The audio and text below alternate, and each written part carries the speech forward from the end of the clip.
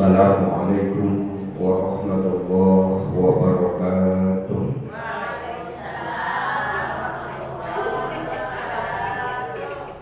Alhamdulillah wassalatu wassalamu ala rasulillah Sayyidina Muhammad bin Abdullah la hawla wa la quwwata illa billah wa ala alihi wa sahbihi wa man tabi'ahu wa wala amma ba'du. Rabbi shrah li sadri wa yassir li amri wa hlul 'uqdatam min lisani yafqahu qawli. Allahumma ahyina bil ilmi wa zayyina bil ilmi wa akrimna bit taqwa wa qina bil 'afiyah. Allahumma inna nas'aluka ilman nafi'an warzuqna fahman zakiyya. Allahumma arzuqna fahman nabiyyin wa hujjal mursalin wa ilhamal malaikatil muqarrabin bi rahmatika ya arhamar rahimin. Amin amin ya rabbal alamin. Pertama dan yang utama, marilah kita sama-sama panjatkan puja dan puji syukur kepada Allah atas nikmat Allah yang diberikan buat kita semua. Di antara nikmat Allah adalah nikmat kesempatan ini. Dengan izin Allah kita sama-sama bisa melangkahkan kaki kita untuk menuju dan melaksanakan kewajiban kita dalam rangka menuntut ilmu.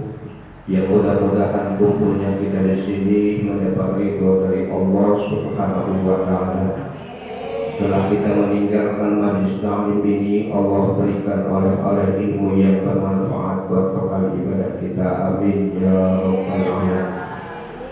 Salawat beserta salam sama-sama kita lipat curahkan kepada baginda alam Nabi besar kita Nabi Muhammad sallallahu alaihi wasallam beserta keluarga dan sahabatnya, serta mudah-mudahan kita semua dan selalu berharap mendapat syafaat dari Rasulullah sallallahu alaihi wasallam.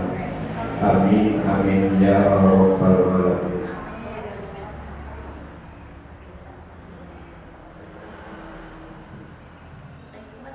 Ibu-ibu yang saya muliakan, Bismillahirrahmanirrahim. Inna adama yatatawwaru fil ahyati wal amwatati sittatun. Sesungguhnya manusia atau bangsa Adam itu pernah diberikan oleh Allah 6 kematian dan 6 kehidupan. Jadi kita yang kita alami ini, kita pernah dihidupkan, juga pernah dimatikan.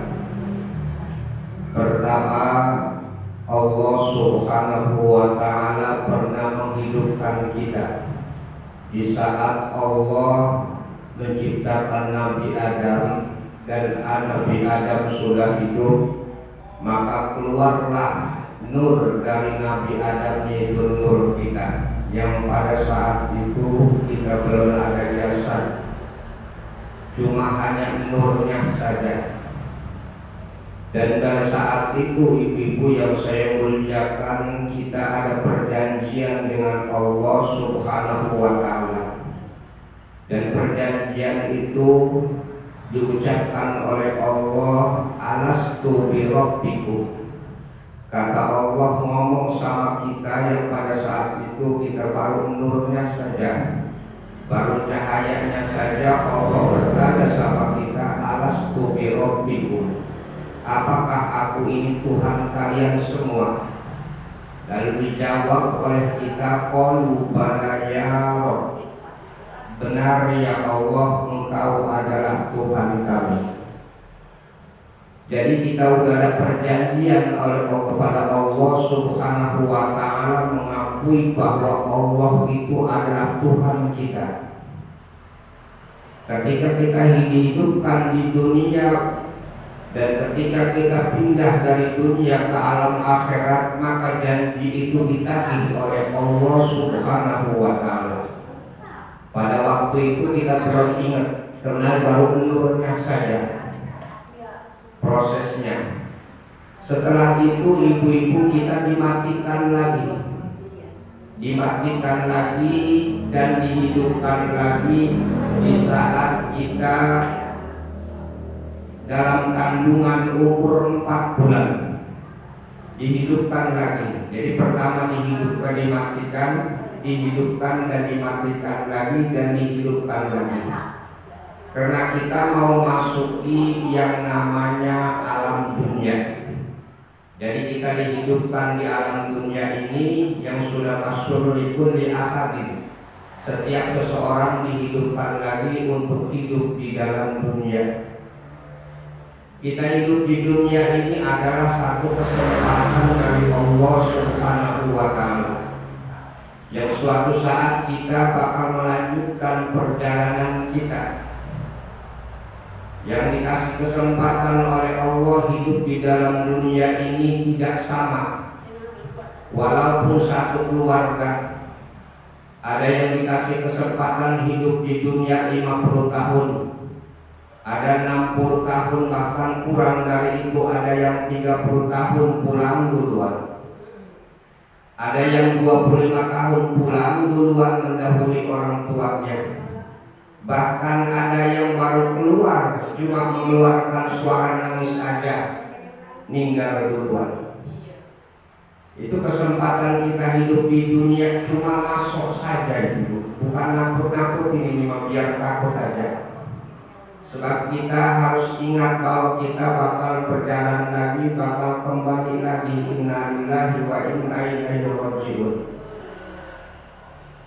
Yang dari masalahnya ibu-ibu kita ini hidup di dunia, kontraknya tinggal berapa hari lagi, bulan lagi, dan apa tahun berapa lagi. Karena ini adalah rahasia Allah Subhanahu wa Ta'ala. Ada yang masih muda ngomong saya masih lama, sebab umurnya baru 30 tahun.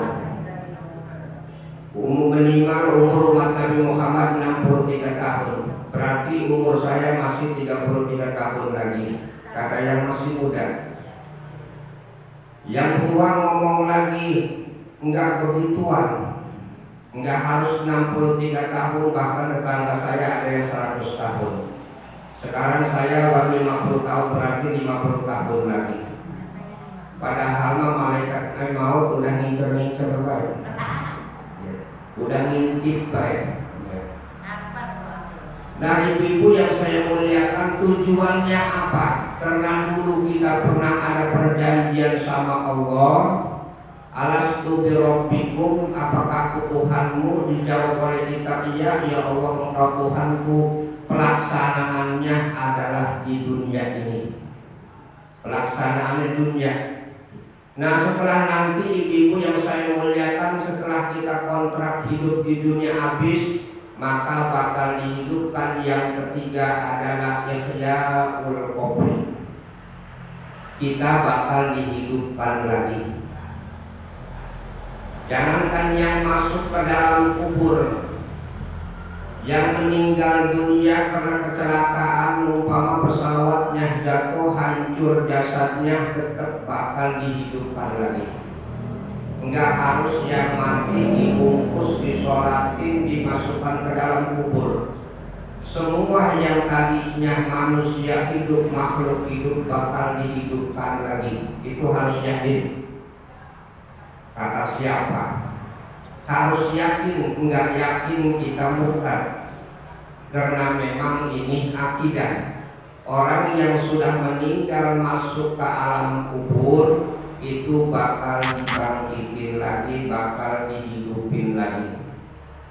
Tujuannya apa? Inda maji'il malakaini lis-su'al, di saat kedatangan dua malaikat yang tujuannya mau nanya sama kita. Hidup di dunia berapa tahun, nanti ditanya apa yang dikerjakan selama hidup di dunia, itu bakal ditanya ibu. Cuman sebelum malaikat mungkar dan nakir datang, Allah utus dulu yang namanya malaikat ruman. Kalau nggak percaya nanti dibuktiin. Kalau umpama cerita saya nyelimpang, boleh protes nanti.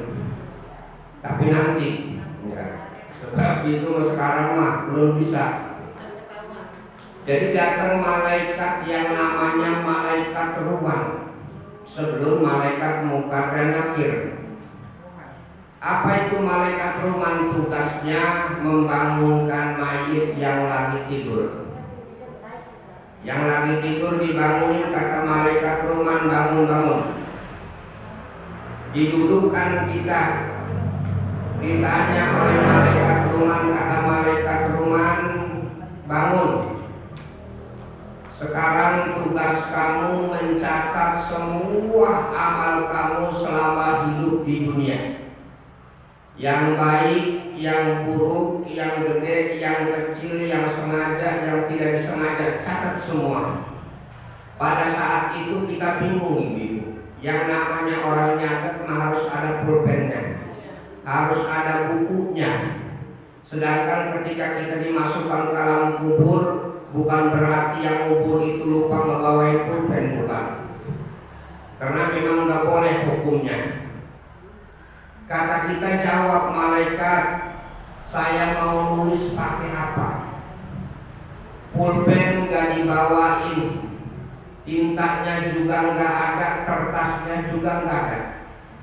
Jawab malaikat ruman, ngomong, jangan bingung-bingung, jarimu jadikan pulpennya buat nulis. Tintanya adalah ludahmu. Terus kertasnya kain kafan buat nyatetnya, kertasnya. Jadi kain kafan kita itu dibuat buat catatan nantinya, buat bukunya. Disobek oleh malaikat ruman, ditulislah mulai dari awal yang baik sampai selesai selama kita perbuat di dunia. Nanti lagi setelah selesai dicatat amal-amal buruk kita. Banyakkan mana nanti setelah itu. Enggak ada yang bisa diumpet-umpetin saat itu mah. Enggak bisa ngebohong sama malaikat ruman. Sebab tangan kita yang dari pulpen yang nulis sendiri, bukan pakai pikiran. Karena pikiran kita sudah mati, akal kita sudah mati. Jadi pakai amal kita.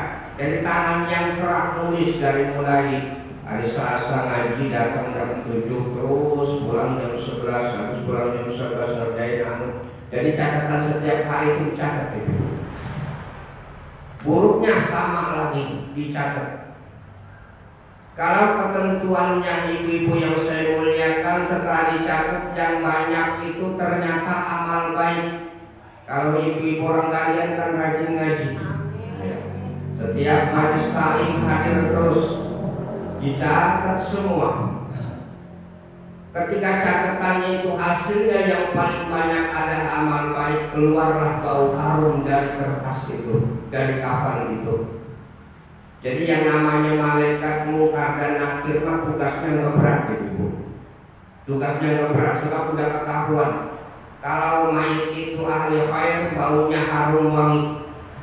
Kalau mayit itu ahli jelek, ahli buruk, yang berbuat banyak yang jeleknya, baunya dari kedawan itu udah terasa oleh malaikat mungkar dan nakir. Kalau dirasakan bau apa, udah diangkat paluknya, makrelnya. Malaikat kan nungguin dari kejauhan. Itu palunya dalam satu kitab diterangkan, seandainya itu palu malaikat diangkat oleh penduduk Mina di saat melaksanakan haji, itu nggak bakal keangkat. Makanya kalau orang lagi di Mina kan kumpul semua itu. Dari bermacam penjuru, jutaan manusia kumpul di situ mau melaksanakan bagi umroh. Diangkat palu malaikat itu nggak bakal keangkat. Tujuannya apa? Buat mantek kita, buat mukul kita. Jangankan